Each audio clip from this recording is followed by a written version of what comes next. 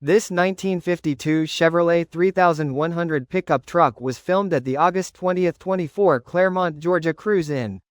Let us know what you think about it in the comments. To see more from this car show, click the link in the description. Please give us a thumbs up. Subscribe for free to our YouTube channel to see all of our upcoming videos. As always, thanks for taking the time to watch our videos.